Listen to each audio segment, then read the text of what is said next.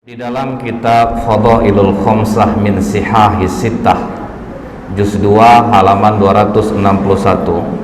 Jadi pernah diriwayatkan, Pak, datanglah 3 orang pendeta Yahudi menghadap kepada Khalifah Umar bin Khattab radhiyallahu anhu. Apa kata 3 pendeta Yahudi ini? Wahai Amirul Mukminin, kami bertiga datang ingin bertanya kepadamu beberapa hal. Apabila engkau bisa menjawab pertanyaan kami, maka kami bertiga masuk Islam. Tapi jika engkau tidak bisa menjawab, berarti Islam itu bukan agama yang benar dan Muhammad itu bukan seorang Rasul. Jadi jaminannya, Pak, kalau Umar bisa jawab, mereka masuk Islam. Tapi kalau tidak, jangan lagi katakan Islam itu agama yang benar, Muhammad itu seorang Rasul. Maka kata Umar bin Khattab, baik, silahkan Pak Pendeta, apa yang ingin kalian tanyakan? Maka kata salah satu di antara 3 pendeta ini, pertanyaan kami yang pertama, kapan pintu langit itu terkunci? Ini pertanyaan jebakan namanya nih, Pak. Jadi dalam berdebat, kalau ahli kitab ini dia menggunakan pertanyaan yang rasanya sulit untuk dijawab, karena itu butuh nalar yang dalam, Pak. Kemudian yang kedua, Umar, kapan pula masanya pintu langit itu terbuka? Kemudian yang ketiga, coba engkau sebutkan kuburan yang bisa berjalan bersama penghuninya. Kubur tapi bisa jalan, Pak. Kemudian coba engkau sebutkan makhluk Allah yang bisa memberi peringatan kepada kaumnya, tapi dia tidak manusia dan tidak pula jin. Bisa ngasih nasihat, tapi bukan manusia, bukan pula jin. Kemudian Umar, coba engkau sebutkan 5 makhluk Allah yang berjalan di muka bumi, tapi tidak dilahirkan oleh induknya. Kemudian Umar, coba engkau jelaskan kepada kami kisah pemuda-pemuda yang mempertahankan imannya dan mereka bersembunyi di dalam gua. Setelah pendeta Yahudi ini bertanya, Pak, apa kata Umar? Bukanlah sesuatu hal yang memalukan bagi Umar bila memang dia tidak bisa menjawab pertanyaan yang tidak dia bisa jawab. Jadi ini poinnya satu, Pak. Kalau memang kita tidak bisa jawab, jangan malu mengatakan tidak tahu. Karena sahabat Rasulullah ini, Pak, punya spesifikasi berbeda-beda. Semuanya nggak sama. 60 karakteristik sahabat Nabi itu beda-beda, Pak. Tidak sama. Yang satu tidak menjadi yang lainnya.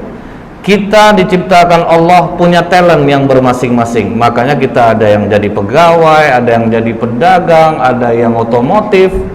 Semua kita masing-masing. Maka kata Umar, kalau bertinju kalian sama aku masih kurang orangnya ini. Kalau bertinju, karena Umar itu kenapa dia digelari Al-Faruq, sang pembeda itu, Pak? Dengan masuknya Umar lah dakwah Islam ini jadi terang-terangan. Apa kata Umar kepada Rasulullah? Ya Rasulullah, jika aku mati dalam keadaan Islam, apakah aku mati dalam keadaan benar? Iya Umar. Jika aku hidup dalam keadaan Islam, apakah aku juga adalah hidup dalam keadaan benar? Iya Umar. Kalau begitu tidak perlu sembunyi lagi Rasulullah, keluar kita semuanya. Jadi Hamzah di depan, Umar di belakang, jalan menuju Ka'bah. Terdiamlah semua orang Quraisy. Maka Umar dekati seluruh orang Quraisy itu. Siapa yang ibunya ingin menjadi nangis? Siapa yang istrinya ingin menjadi janda? Siapa yang ingin anaknya menjadi yatim, berdiri lawan aku. Nggak ada yang mau, Pak. Karena tahu Umar itu tahan berantem dari pagi sampai sore, 1 lawan 5, masih mampu dia. Jadi agak jiper juga jadinya pendeta Yahudi ini, Pak. Tapi kata Umar, bagian dari kami ada yang gak mudah menjawab pertanyaan ini. Kalau memang ada ya sudah, ajukan saja. Dipanggil oleh Umar, Salman, dipanggil Salman Al-Farisi. Ya Amirul Mukminin, kau pergi ke rumah Ali katakan Umar memanggilnya. Maka Salman langsung lari ke tempat Ali bin Abi Thalib. Wahai Ali, Umar memanggilmu. Ada 3 orang pendeta Yahudi mendebatnya. Maka Ali melupakan segala perbedaannya dengan Umar. Itu ingat Pak, sahabat Rasulullah ini bukan tidak ada berbeda pendapat. Mereka berbeda, tapi ketika Islam membutuhkan, perbedaan hilang. Kalau kita tahan pindah masjid tuh Pak, nak mau sembahyang lagi tuh. Pokok kalau udah diterima pendapat, pindahlah Pak, jauh salatnya. Tapi sahabat tidak, berbeda pendapat pun yang kemesraan tetap. Contoh nih Pak, Abu Dzar Al-Ghifari ditarik oleh Utsman bin Affan ke Madinah. Akhirnya Abu Dzar Al-Ghifari memilih untuk mundur dari pemerintahan Utsman. Berarti kan beda pendapat tuh Pak. Dia beda pendapat, dia mundur dari Utsman.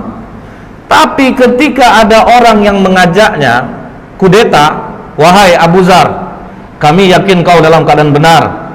Bagaimana kalau kita kudeta Khalifah Utsman? Apa kata Abu Dzar Pak? Apabila Khalifah Utsman menyuruhku gantung diri saat ini, akan ku gantung diriku. Itulah setianya sahabat Pak. Berbeda pendapat, oke. Tapi kalau disuruh ngelawan pimpinan nggak mau Bu. Utsman suruh aku gantung diri, aku gantung diri aku ini. Nah Ali begitu Umar memanggilnya, dalam riwayat ini disebutkan dia ambil burdahnya, dia sandang selendangnya, dia pergi ke tempat Umar bin Khattab yang waktu itu masih duduk 3 orang pendeta ini.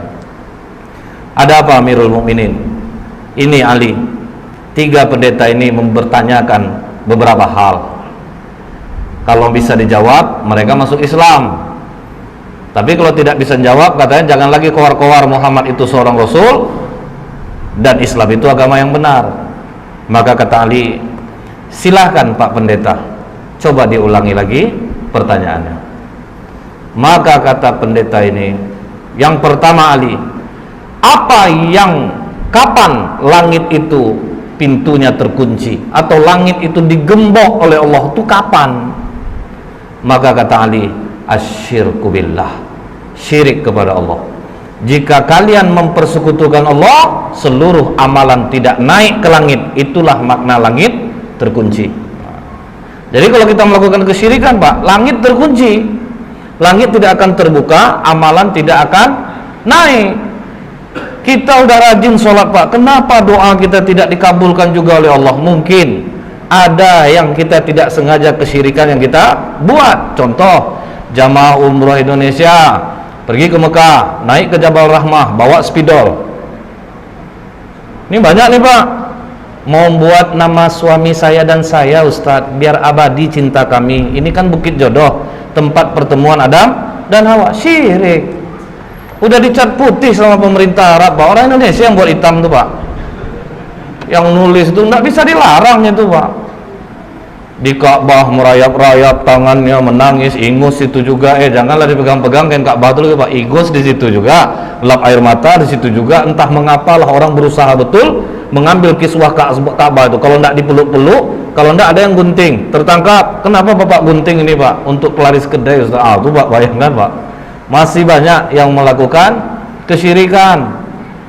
Kemudian kalau lagi hamil, suami tidak boleh bolak-balik ke rumah, tinggal HP suami Pak, berteriak dari jauh Pak, Dek tolong HP abang, kenapa abang tidak pulang, nanti bolak-balik lah anak tuh, nanti dia tidak boleh bolak-balik abang. Kan buat sulit nih Pak, buat susah. Demam anak, obat tetomeh, silang sini. Dari mana tuh Pak? Masih banyak dilakukan orang. Ini yang membuat pintu langit terkunci. Kemudian Ali, kapan pintu langit itu dibuka oleh Allah? Di saat engkau mengucapkan la ilaha illallah. Ketika engkau tidak menyekutukan Allah, engkau mengakui Allah itu satu, pintu langit akan terbuka. Jadi syaratnya itu, jangan syirik. Ini mendekati tahun baru ini Pak, dalam agama Kristen, tanggal 31 Desember malam, siapa yang keluar rumah namanya dicoret dari keluarga. Bapak tanyalah sama orang Kristen. Karena bagi orang Kristen, malam 31 Desember itu mereka harus kumpul di rumah, berdoa apa yang rencana mereka untuk tahun baru. Jadi 80% yang merayakan itu umat Islam. Kenapa bahayanya ini, Bu? Karena kita tidak tahu. Yang pertama kali membuat kalender Masehi Romulus. Romulus ini diakui oleh masyarakat Yunani, dibesarkan oleh 2 ekor serigala, anaknya dewa Mars, dewa perang. Makanya dulu kalender itu awalnya Mars, Aprilis, Meius, Junius, Quintilis, Sestilis, September, Oktober, November, Desember.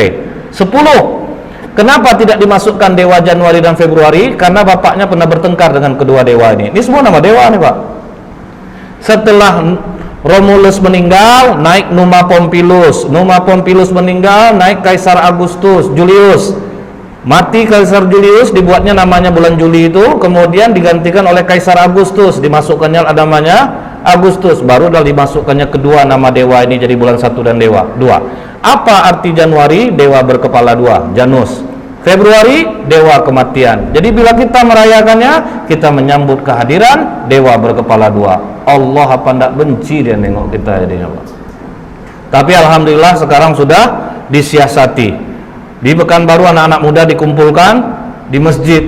Jadi dikasih tausiah, dikasih mabit. Ini bagus, Pak. Ini untuk menghindari mudarat yang jauh lebih besar. Jadi kumpulnya di masjid. Kemudian Ali, coba engkau sebutkan kubur yang bisa berjalan bersama penghuninya. Maka kata Ali, yang kalian tanyakan ini adalah Yunus bin Matta, Nabi Yunus alaihissalam. Ketika Nabi Yunus berdakwah di kaumnya, nama kaum Nabi Yunus ini, Pak, Nineveh, Pak, didakwahi tauhid, rajanya mencemooh, kemudian masyarakatnya mencemooh, tidak ada yang mau menerima dakwah Nabi Yunus. Maka Nabi Yunus memohon kepada Allah. Allah kasih waktu 40 hari akan diturunkan azab.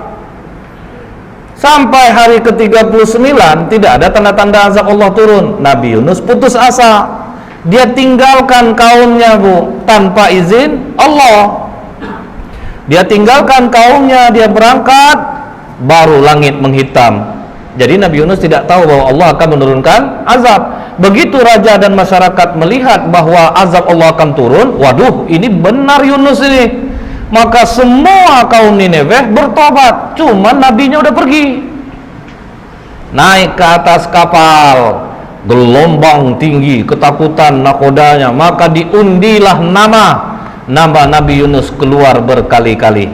Maka dicampakkanlah Nabi Yunus ke dalam laut, dimakan oleh ikan, terkubur dalam perut ikan, dibawa jalan ke 7 samudra selama 40 hari. Itulah kubur yang berjalan bersama penghuninya. Karena Allah katakan dalam surah As-Saffat 143, falaula annahu kana minal musabbihin, maka sekiranya Nabi Yunus tidak termasuk orang yang banyak berzikir, bertasbih kepada Allah, jadi dalam perut ikan itu, Pak, menyesal Nabi Yunus. Dia zikir la ilaha illa anta subhanaka inni kuntu minaz zalimin. Mual perut ikan itu dibuatnya, Pak.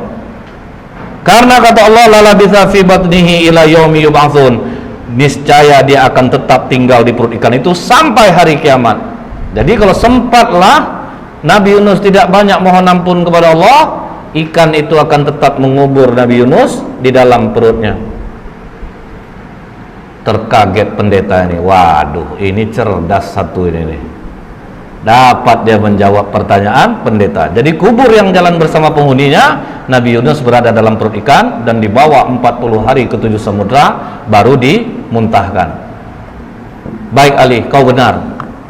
Kemudian Ali, coba engkau sebutkan makhluk Allah yang bisa memberi nasihat kepada kaumnya, tetapi dia bukan manusia dan bukan pula jin.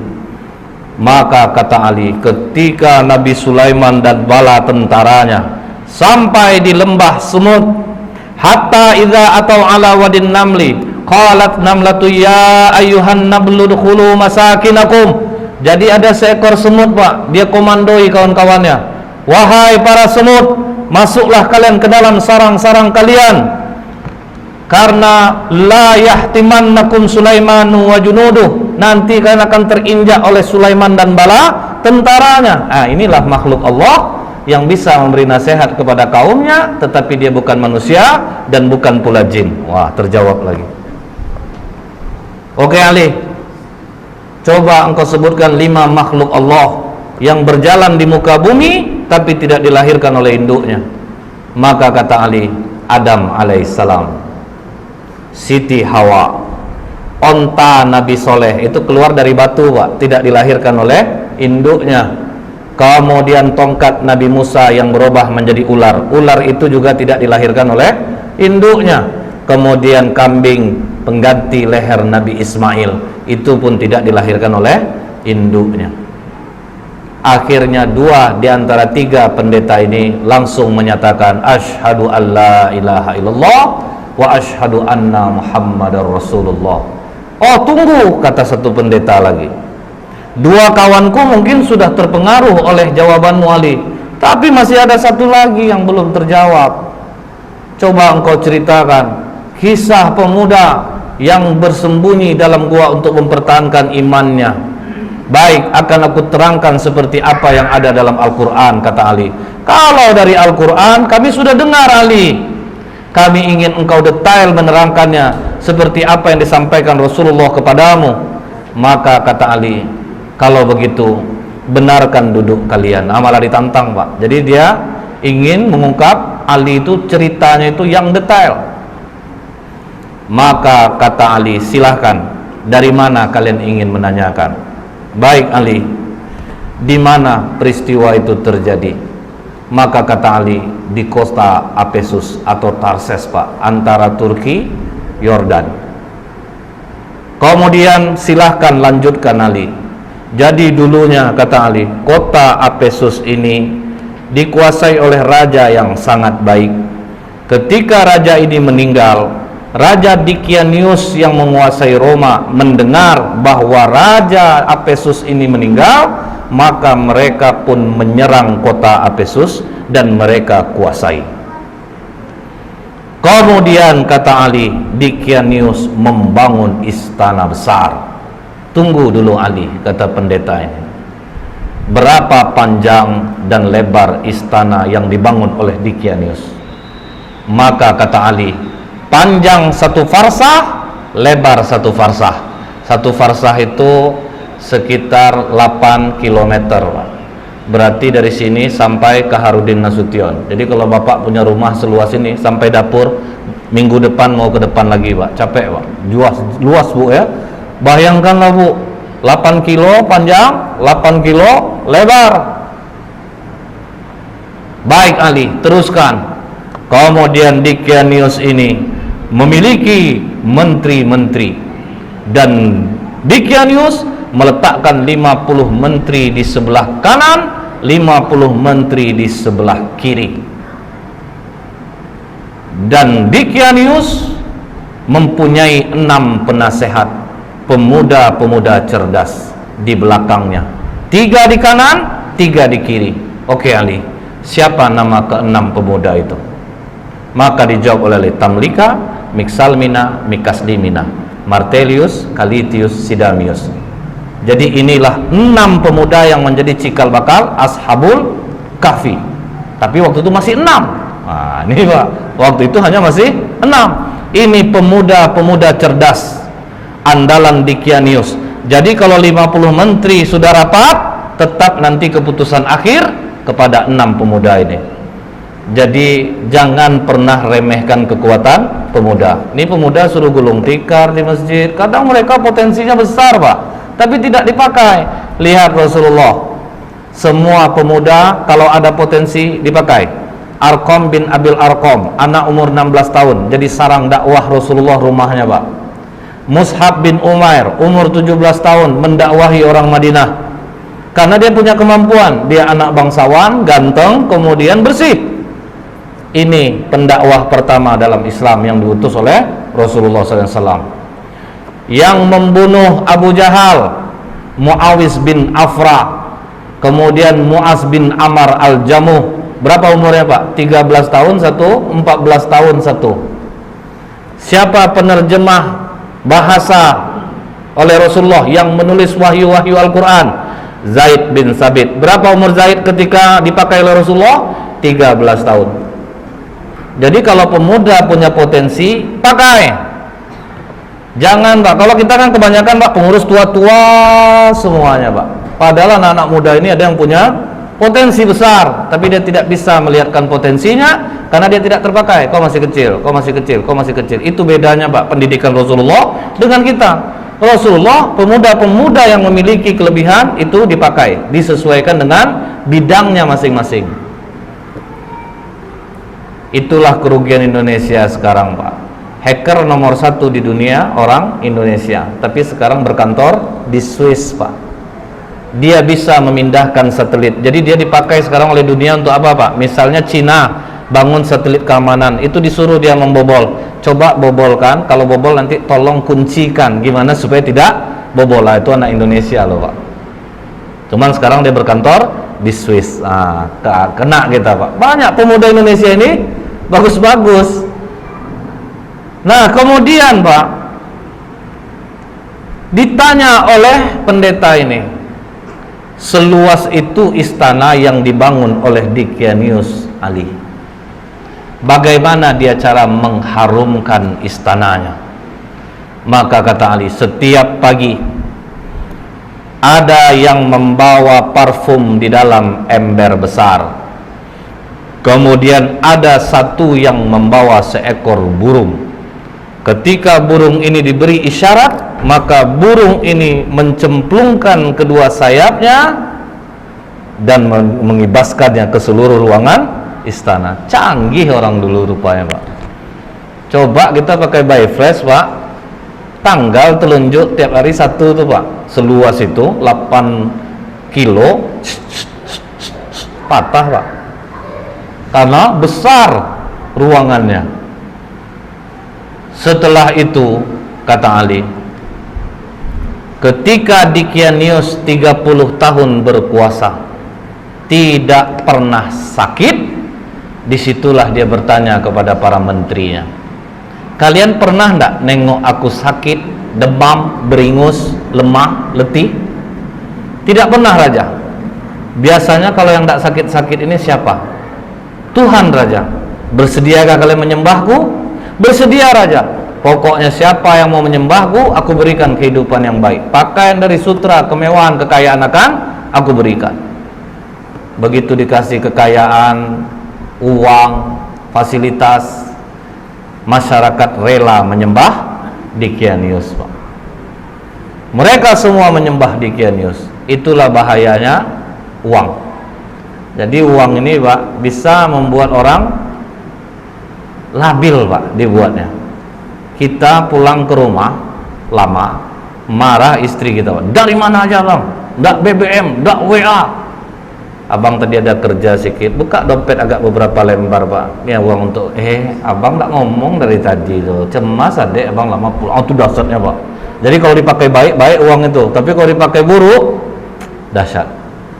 Salah satu tanda hari kiamat, pemimpin akan naik orang-orang jahil. Karena ini Pak, orang pintar nggak punya duit, tapi ada orang dia nggak pintar, duitnya banyak Pak, biasa lebih menang dia. Jadi itulah ngerinya.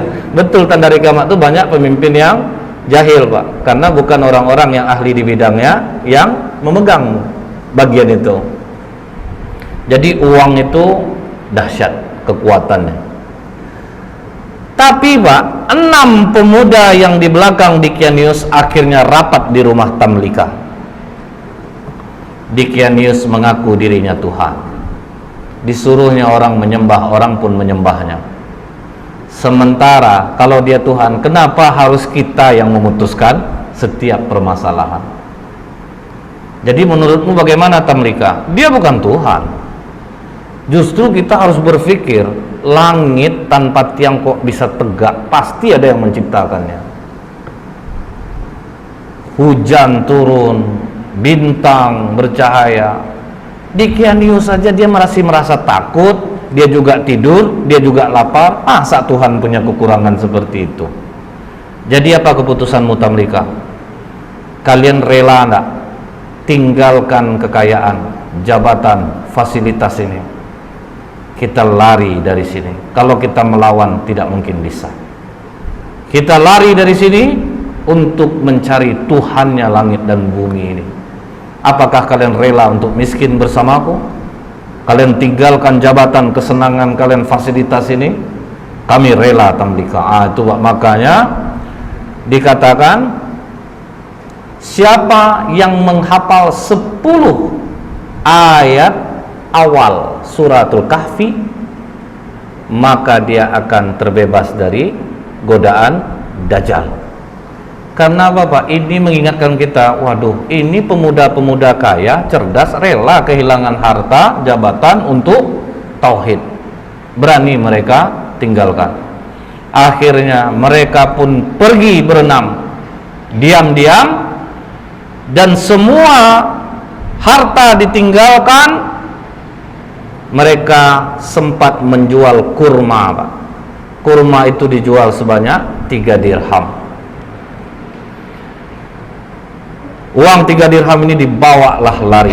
Cukup jauh mereka berjalan, sampailah mereka berjumpa dengan seorang pengembala yang memiliki seekor anjing. Maka kata pendeta ini, siapa nama anjing itu? Maka dijawab Ali, namanya Kitmir. Kemudian apa kata pengembala ini? Tuan-tuan, dari wajah tuan-tuan, aku yakin tuan-tuan ini bukan orang miskin, pasti dari bangsawan. Jadi karena apa? Orang-orang senang ini kelihatan dia dari wajahnya. Kemudian betul kata Tamlika, kami ini 6 penasehat Dikianius.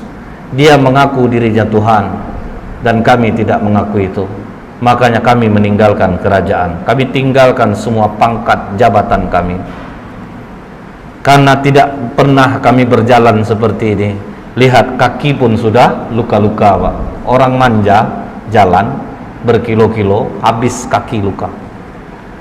Apa kata pengembala ini? Tenang tuan-tuan, aku mengetahui tempat persembunyian yang baik, izinkan aku beserta kalian. Makanya jadi 7 dengan pengembala ini. Dikembalikannya lah gembalaan dia kepada tuannya, maka dia dan anjingnya ikutlah pemuda-pemuda kepercayaan raja tadi. Kemana mereka dibawa Ali? Dijawab oleh Ali, ke Bukit Nablus yang di bawahnya ada gua yang namanya Khemar. Maka begitu mereka mau masuk gua tersebut, sempat mereka mandi di mulut gua. Jadi mulut gua itu ada air terjunnya, Pak. Jadi memang susah untuk diketahui orang. Sempat mereka mandi, masuk ke dalam, duduk, golek sana, golek sini, golek sana, sampai terang hari. Hari sudah pagi. Kita lapar. Siapa yang akan mencari makanan? Makanan hanya ada di tempat kerajaan. Berarti sangat jauh kita pergi. Gua sudah mulai terkejut ya, Pak, karena air terjunnya sudah tidak ada. Tapi terus dia bawa uang 3 dirham ini, jalan terus sampai di gerbang kota. Mulai heran dia, Pak, kenapa berbeda betul kota ini? Apa aku salah masuk? Akhirnya masuk dia di tempat orang menjual roti. Begitu sampai di tempat orang jual roti, ditanya harga roti berapa? 1 dirham. Dia kasih uang dirhamnya. Begitu dia memberi uang dirhamnya, langsung ditahan tangannya oleh penjual roti. Kau menemukan barang kuno ya? Tidak, itu uang biasa. Uang aku dari hasil dari menjual kurma kemarin. Jangan bohong.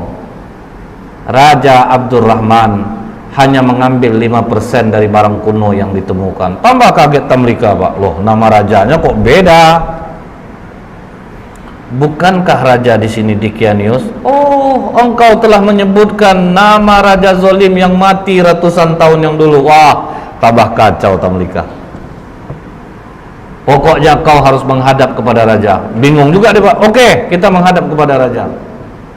Begitu sampai di kerajaan, alangkah kagetnya Tamlika, ternyata rajanya memang tidak Dikianius. Dikatakan oleh tukang roti ini, "Raja, ini orang membeli roti kepadaku dengan menggunakan uang kuno. Jadi makanya aku bawa dia kemari. Tapi ini uang aku kemarin, Raja, bukan uang kuno." "Sudahlah," kata raja, "kami hanya mengambil 5% dari barang kuno yang ditemukan." "Tidak, Raja, ini uang baru kemarin." "Sudahlah, jangan berkelit," kata raja. "Aku tinggal di sini, Raja." Disebutkannya lah nama-nama orang yang dia kenal, Pak. Apa kata raja? "Sepertinya pikiranmu mulai terganggu. Nama-nama yang kau sebutkan itu nama-nama orang yang sudah lama mati ya." "Tapi betul, Raja, aku tinggal di sini, Raja. Aku masih ingat di mana rumahku." Maka kata raja, "Iringi dia. Kemana dia menunjukkan rumah, pergi kalian ke sana." Diiringilah oleh para tentara sampai di rumah yang dia tunjuk. Diucapkan, dipanggil keluar orang tua yang sudah sangat tua renta. "Mengapa kalian datang kemari?" katanya kepada tentara raja ini. "Ini, Pak, pemuda ini mengaku dia tinggalnya di sini." "Siapa kau, anak muda?" Dijawab oleh Tamlika, "Aku Tamlika, putra Filistin." Langsung sujud kakek ini datuk moyangku. Inilah yang diceritakan oleh Isa alaihissalam. Pemuda-pemuda ini akan bangkit. Mereka mendiami gua. Makanya di kitab Injil ada ayat tentang Ashabul Kahfi, seven sleeper. Jadi ada, Pak. Maka hebohlah kota Efesus. Bangkit raja mengingat apa yang pernah disampaikan oleh Isa alaihissalam. Jadi rupanya sudah datang pula utusan Nabi, sudah berlalu pula masanya. Maka kata raja ini, bawa Tamlika, digendong di atas kuda, dihormati sampai di bawah bukit Nablus.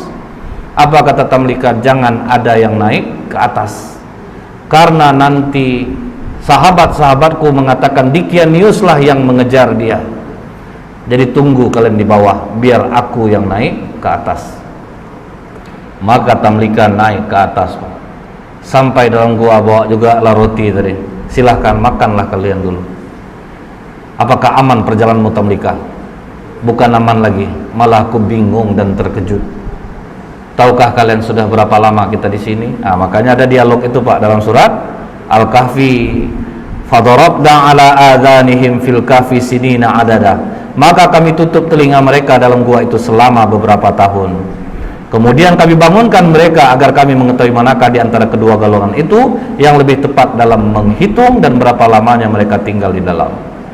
Jadi mereka mengatakan ada yang setengah hari, ada yang 1 hari. Maka kata Tamlika, tidak, kita berdiam di sini sudah lebih daripada 309 tahun. Mendengar itu, benarkah Tamlika? Iya, raja sudah berganti. Seorang nabi sudah diutus dan sudah berlalu. Mereka sekarang menunggu kita di bawah. Mari kita turun. Maka apa kata 5 orang kawannya lagi? Tamlika, Miksalmina, Mikasdimina, Martelius, Kalitius, Sidamius. Jangan, Tamlika. Kita sudah melihat kebesaran Allah melindungi kita selama 300 tahun, seolah-olah kita baru saja semalam. Kita sudah diselamatkan Allah, kita bangun dan akhirnya kita tahu tentang keajaiban Allah. Kita mohonkan kepada Allah untuk menutup pintu gua ini dari pandangan manusia, dan kita mohon kepada Allah untuk mengambil kita. Karena apabila kita turun, Tamlika, mereka nanti akan mengkultuskan kita. Mereka akan mendewakan kita. Karena itu sifat manusia, Pak. Karena kan sempat bertengkar dua kubu. Kami berhak di sini, kami berhak di sini. Makanya mereka minta, sudah, kita jangan ada yang turun. Sifat manusia itu, untung gua Ashabul Kahfi itu tidak di sini, Pak. Kalau di sini udah ramai orang berkunjung tuh, Pak. Cari SDSB, minta pelaris, minta jodoh. Tapi syukur jauh. Jadi tidak ada yang mengkultuskan. Coba Bapak bayangkan, kuburan Husain cucu Rasulullah saja untuk naik ke kubur itu Pak mesti pakai lidah dijilat tangga itu Pak. Itu dikultuskan. Itu bahayanya. Karena jiwa kita ini teramat lemah Pak. Ada seorang ulama di jalan bawa onta. Di tengah jalan ontanya mati, perjalanannya masih jauh. Dikuburnya lah onta ini supaya tidak busuk bangkainya Pak. Menangislah dia di atas kubur ontanya. Tapi tanpa tahu ulama ini, ada masyarakat yang menengok ulama ini menangis di kuburan itu. Tapi masyarakat nak mau nanya Pak, itu kubur siapa? Disampaikannya lah ke masyarakat yang lain. Pernah ada ulama nangis di kuburan itu. Ramailah orang di kubur itu Pak. Pas ulama ini lewat lagi, dia lihat kok kuburan onta aku ramai orang ziarah. Orang kan tak tahu Pak bahwa itu adalah kubur onta dia. Ulama ini menangis karena dia tidak bisa lagi naik onta. Begitulah mudahnya orang percaya terhadap sesuatu itu Pak. Akhirnya pintu gua itu ditutup dari pandangan manusia. Mereka pun tidak ada jelas riwayat mereka diambil Allah atau ada kuburannya pun tidak ada. Karena mereka meminta kepada Allah, ambil kami, tutup gua ini dari penglihatan manusia. Seminggu raja berkeliling mencari Pak, tidak ditemukan gua itu pada awalnya. Kalau sekarang sudah. Setelah Ali menceritakan ini semua kepada pendeta ini, maka pendeta itu mengatakan, engkau benar Ali, engkau telah menceritakan dengan detail apa yang ada di dalam kitab kami, dan memang benarlah apa yang disampaikan Muhammad kepadamu. Maka pendeta yang terakhir ini pun masuk Islam jadinya Pak, mengucapkan syahadat asyhadu alla ilaha illallah wa asyhadu anna muhammadur rasulullah. Jadi inilah dahsyatnya ketika kita memiliki ilmu, kita tidak gampang dibodohi. Ketika kita memiliki ilmu, makin tinggi ilmu Pak, berdebatnya mesti makin pelan. Tapi yang membuat orang besar-besar suara itu Pak, karena nggak bisa dia mencari dasarnya, sehingga dia harus berkeras-keras. Tapi lihat sikap Ali, dia dengan lembut, dia terangkan satu persatu, dia dakwahi dengan kecerdasannya, sehingga ketiga pendeta ini pun luluh dengan dialog ilmiahnya dengan Ali bin Abi Thalib. Jadi memang kita ini diciptakan Allah lain-lain bidang, lain-lain keahlian. Tidak bisa orang ini menjadi orang yang lain. Semua kita sudah diberikan kelebihan oleh Allah. Itulah salah satu pelajaran dari Umar, dari Salman, dari Ali bin Abi Thalib radhiyallahu anhu.